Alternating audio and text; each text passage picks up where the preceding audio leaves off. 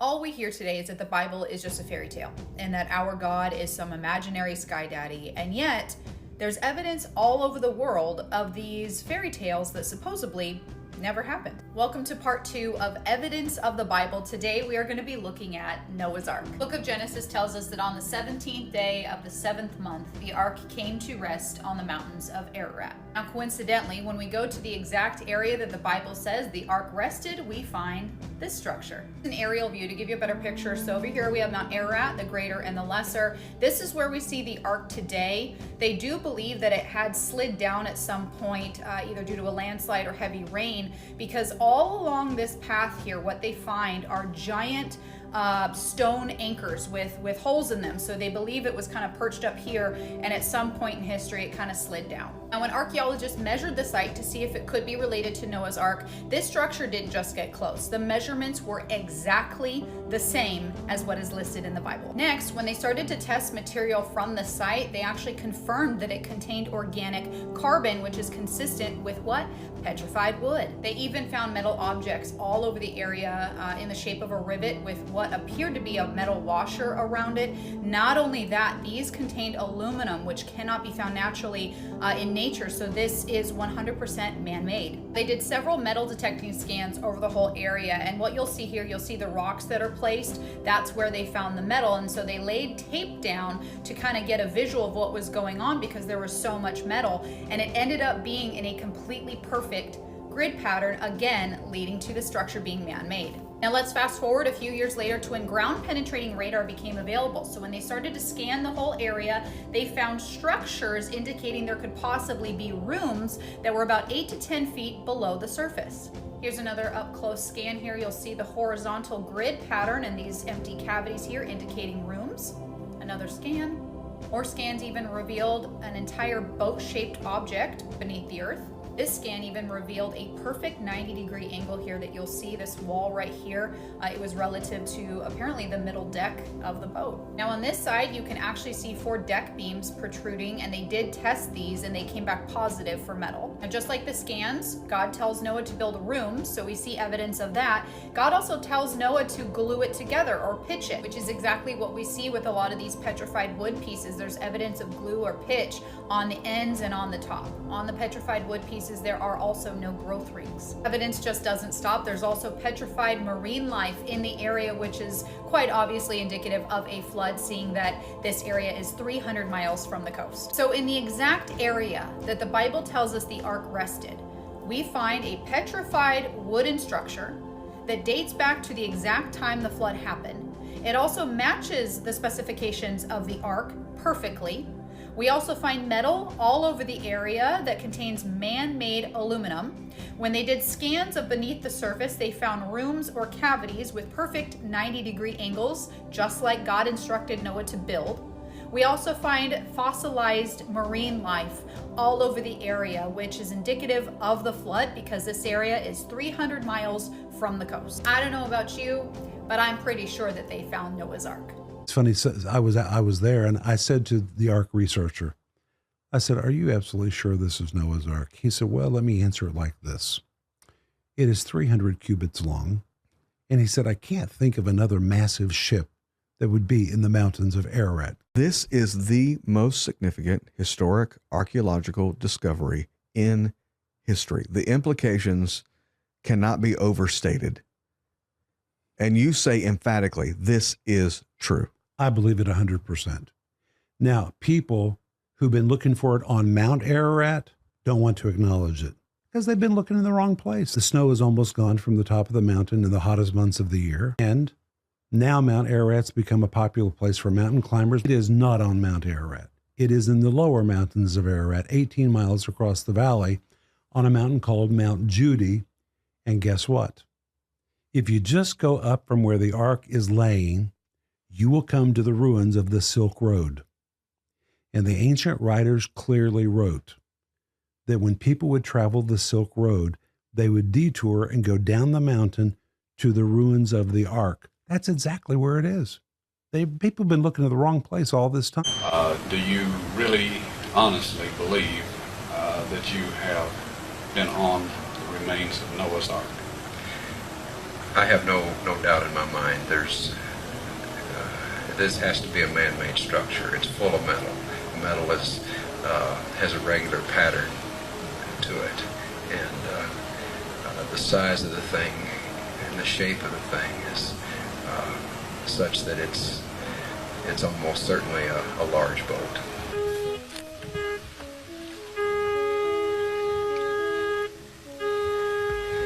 Dr. Baumgardner and Ron scanned the entire site with 3 different types of metal detectors. Placing rocks at each metal reading, they then attached tapes to show the lines. The next step was subsurface interface radar. All right, the lines are there! The lines are there! Okay, we're gonna walk over, Yeah, walk. take a look. Leave it running so everybody knows that we're not cheating here, right? You got it. Toby. Okay, now this is the west bulkhead. Okay, can you look through there and... All right, This is the west bulkhead. all right. That was over there. And he walked easterly. Here we start getting our longitudinal bulkheads. Here, here, here, here, here, here, here, here. Okay. You see there how it shows up? All right. The initial scans were very impressive, showing internal structure consistent with bulkheads and rooms. But to be sure they were interpreting the data correctly, Ron took the scan printouts to Geophysical Survey Systems, the developer and manufacturer of the radar. This data does not represent natural geology. It's a man-made structure. The finished shape, outlined by the ribbons, was that of a huge ship, the approximate length and width of Noah's Ark, as described in the Bible. But radar scans show that there are deck timbers, some kind of huge timbers in there. Apparently, some kind of big structure. They find iron rivets in there. The Ark was bolted together. They knew about iron back then, not a problem. You can see some of the rivets at the Wyatt Museum south of Nashville, Tennessee. It used laminated wood, 3 layers of wood glued together with a tar-like substance, pitch, made from tree sap. And apparently it's like basic plywood, okay? Huge, thick layers of wood. Apparently the Ark landed close to Mount Ararat, got stuck in the mud. Everybody got off and left, and at some time later there was a mud flow or a lava flow that pushed the Ark down and broke the bottom off. It used to be way over here at the left at a little village called Kazan, which in Turkish means village of 8. Village of 8. Oh yeah, man. There was 8 people on that boat.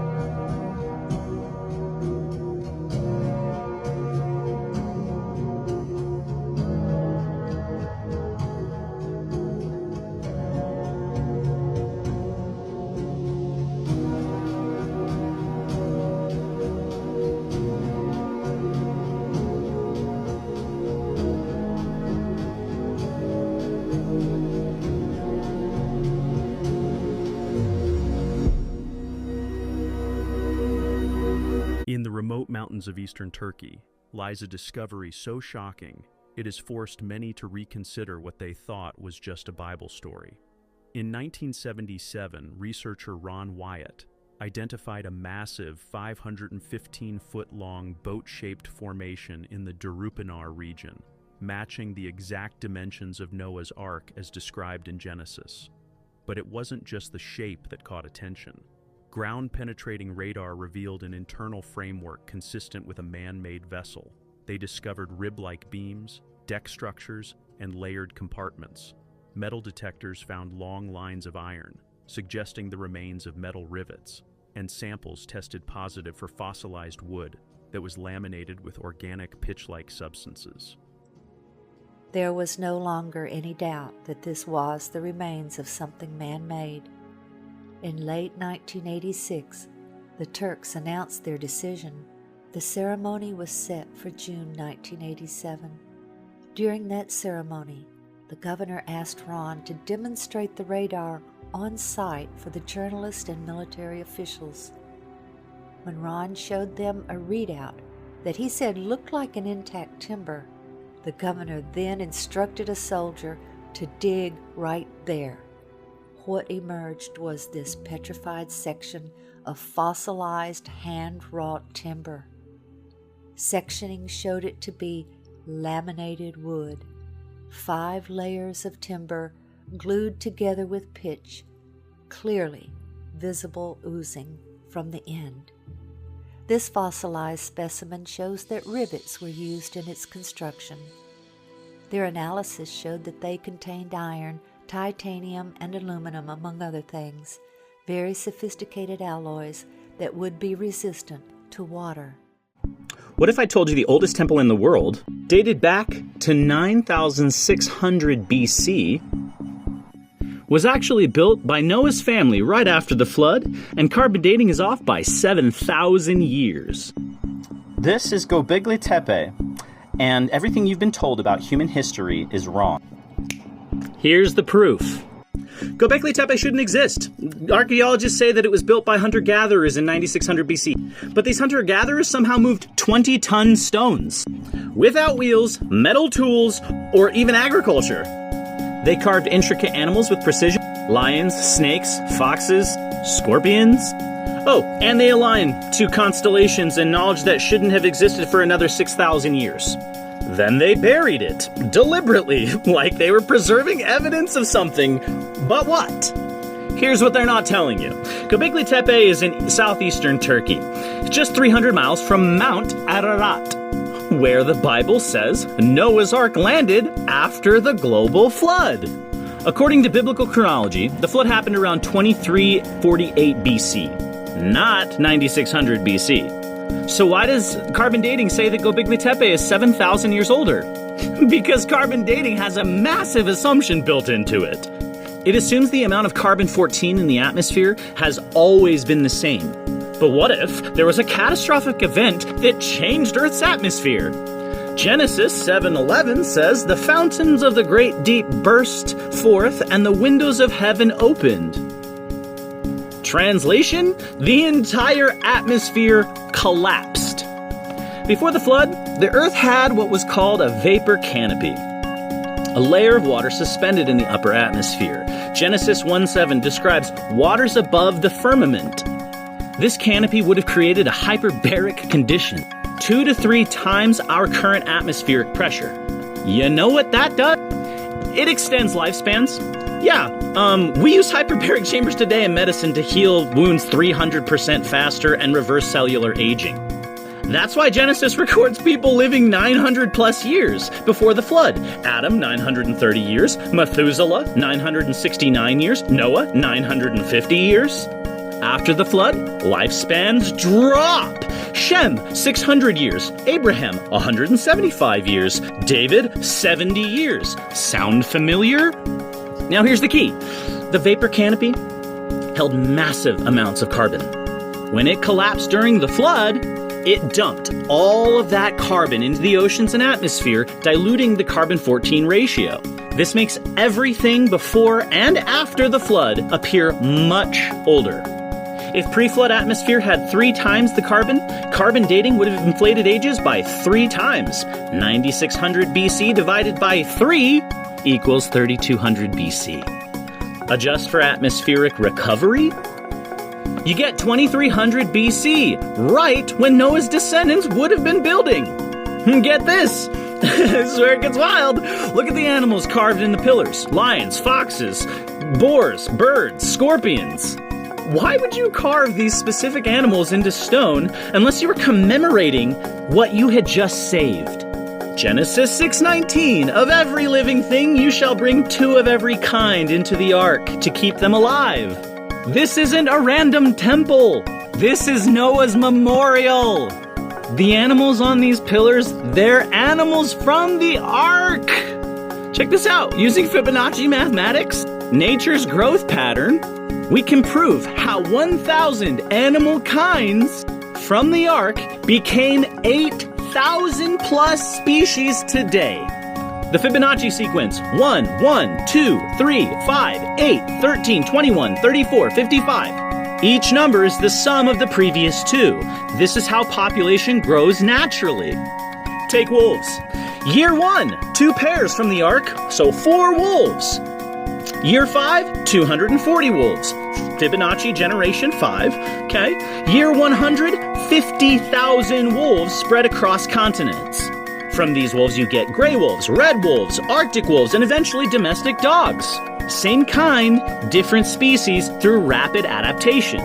Apply this to all 1,000 animal kinds by generation F50, which is about 4,000 years. You have millions of animals and full biodiversity. The math works perfectly. And here's the crazy part, the proof that they can't deny. We've seen rapid speciation in real time. Darwin, 18 species from one kind in 300 years. Dogs, 340 plus breeds in 200 years of human breeding. Right? So from wolves to chihuahuas, same kind, proves the Ark model works. Göbekli Tepe's carvings aren't random, they're a roster! A memorial, a biological record. Here's the part that should make your jaw drop. Göbekli Tepe was deliberately buried 8,000 BC. Conventional dating. But it's not the only one. All around the world we find temples with massive foundations buried 50 plus feet deep. The Osirion in Egypt, built with 200-ton blocks in completely different styles than the temple above, buried 50 feet down. Baalbek in Lebanon, 3 stones weighing 800 tons each. The Romans built a temple on top and said, "We didn't move those, the old ones did." The Sphinx, geologist Robert Schoch proved that it has water erosion from centuries of rain, but Egypt hasn't had that much rain since 3000 BC. All of these sites share the same pattern. Ancient megalithic foundations buried deep, with later cultures building on top and taking credit. Why? Because they were built immediately after the flood when the climate was still wet, then buried by sediment, abandoned during the Tower of Babel, when God confused the language of Babel around 2247 BC. That's when Göbekli Tepe was abandoned. That's when all of these sites were abandoned and left behind. Let me connect all the dots. 2348 BC. Global flood destroys pre-flood civilization. Vapor canopy collapses. Atmospheric pressure drops. Carbon ratios change forever. This breaks carbon dating. Noah, his wife, his 3 sons, and their wives, 8 people, exit the Ark with 1,000 animal kinds. They land on Mount Ararat. 100 to 200 years later, Noah's descendants build Göbekli Tepe as a memorial. They have a pre-flood knowledge, astronomy, engineering, metallurgy. They carve the animals they save. They align them to the stars. They preserve a memory of what happened. Then, at Babel, in 2247 BC, God confuses their language. They scatter across the earth. Göbekli Tepe is buried to preserve it. So why does this matter? Because the official story requires you to believe that primitive hunter-gatherers who supposedly couldn't even farm yet somehow developed advanced astronomy, moved 20-ton stones, and carved with surgical precision. Or do you accept that they weren't primitive? They were the descendants of a pre-flood civilization that was restarting humanity. Göbekli Tepe isn't the beginning of civilization, it's the restart button. Drop an emoji if this changed the way you see ancient history. Share this with someone who still believes we came from monkeys, because the truth is written in stone, literally. And as always, follow for more mind-bending content.